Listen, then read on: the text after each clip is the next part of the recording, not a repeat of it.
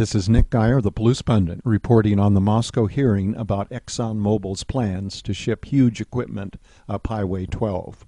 One citizen asked if there would be more shipments of this size, 30 feet high, 24 feet wide, and 210 feet long, and whether this highway would become a permanent route to Alberta's tar sands. The answer was that 207 loads were all that were needed for the current project. I did not get a chance to ask why the South Korean manufacturer expects to sign yet another $1.2 billion contract with Exxon-Mobil. At an average of $1.2 million per module, this means that an additional 1,200 shipments will travel alongside one of Idaho's most pristine wilderness river systems.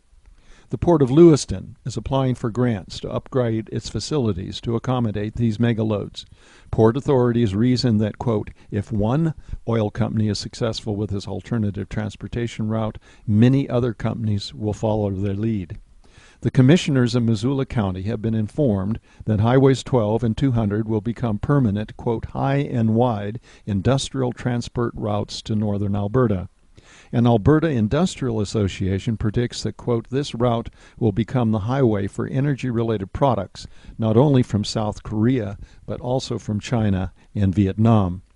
The manager of Radio Free Moscow asked how the megaloads will negotiate the narrow and curvy highway. The Idaho transportation officials seem confident that it could be done safely, but local residents who have made their own measurements are dubious.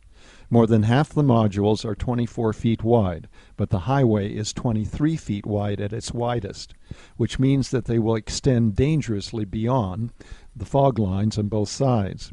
Local outfitter Lynn Loudy reports that, quote, in lots of places you can stand on the fog line and spit in the river. This isn't just one place or two places. This is for miles.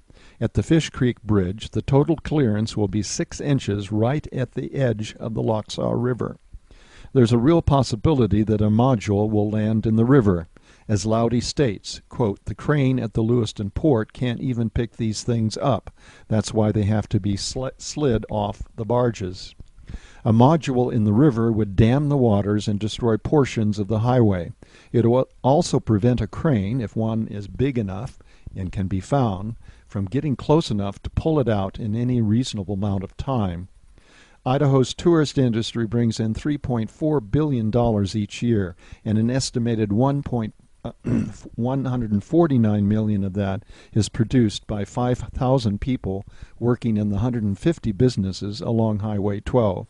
Most of the shipments will occur from March to November of 2011, right during the peak tourist season. How can Big Oil in the state of Idaho say that these businesses will survive this transportation nightmare? I ask this question: will Exxon-Mobil reimburse businesses for their lost revenue? The Big Oil man said he didn't think that there would be any such claims. The Canadians can decide for themselves whether they want to destroy their own wilderness to feed the world's oil addiction. But we should have the right to protect our own land and rivers adjacent to Highway 12 and support the hard-working people who make their living on these great recreational resources. This is Nick Geyer, the Palouse Pundit, wishing you a great day.